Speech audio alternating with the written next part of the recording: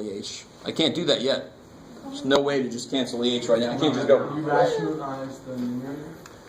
Well, not the right terminology. I don't have any radicals, but I think what you're, well, I'm not sure what yours is. I want denominator. Yeah, okay. So now I got 1 over H minus 2 plus 1/2. Is that cool? So, yeah, we can get a common denominator if you want to. So this guy needs...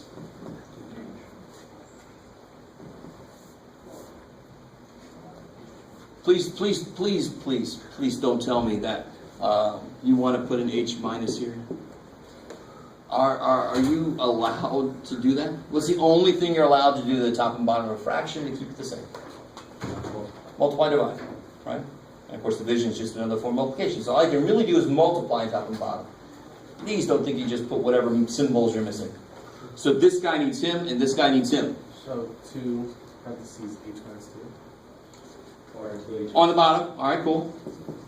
And then you give it 2. He needs a 2. And then he needs H minus 2. He needs an H minus 2.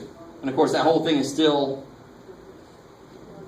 over H. Don't forget the poor little over H dude. If you forget that dude, everything pretty much goes to hell pretty quickly. And look what really nice thing happens. Can you guys see what really nice thing happens? Or even if you don't know it's nice, what happens? The 2's go away,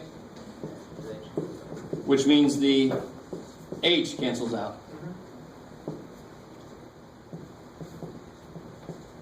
What kind of function do I have inside this limit now?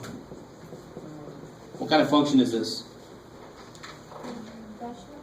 Rational function. Rational functions are something on their something. Continuous on their domain. I love it. So which means I'm allowed to plug 0 in, right? That's the one kind of function I'm allowed to plug in. This is continuous through 0. Because there's no problem at 0 now, right? This is the problem just canceled out. Are you guys with me? I'm going to try this. So then, if I plug a 0 in, what do I get? Negative 1/4, which, at least for my crappy-ass picture, actually makes sense. That should be a negative, not that crazy big slope, right? Negative 2, that's where it's starting to kind of curve off. So negative 1/4 makes sense. Okay. So that's my slope at the point.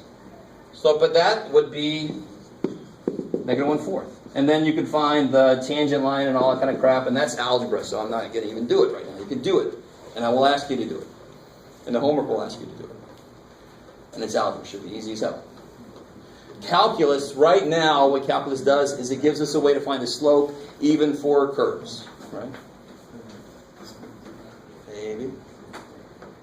You guys all realize we've actually just taken a giant step forward in your ability to do mathematics. This is huge. Before today, you could only find slopes at points for straight lines. Now you can find slopes at any point for any function you want, as long as you can do this, right? Now you get some really ugly functions that we're going to have to do together to figure out how to do the limits, because some functions require some really weird tricks to make the limit thing work.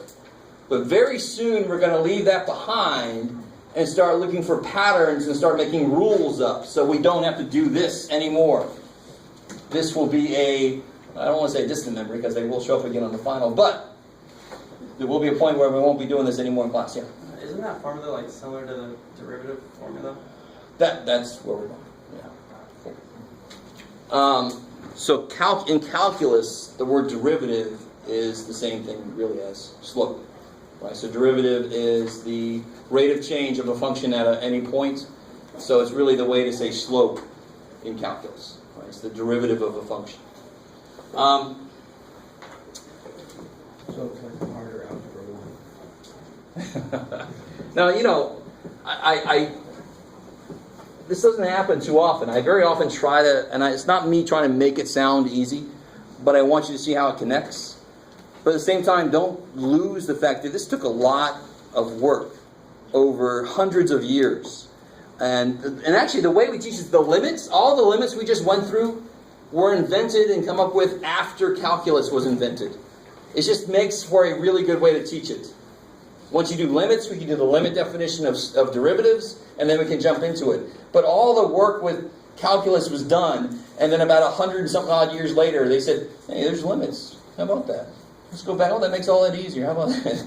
And all the people are turning over in their grave. God damn it.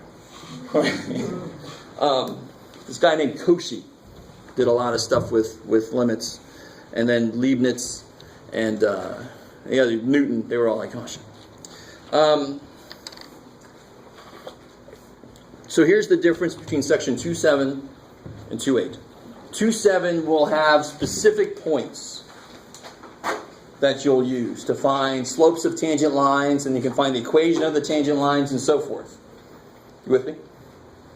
So let me give you one problem like that to do totally on your own. I'm not going to say a damn word. And then we'll try to look at what section 2.8 is. And 2.8 is where we actually get for any point you want, not for a specific point. So, let's see.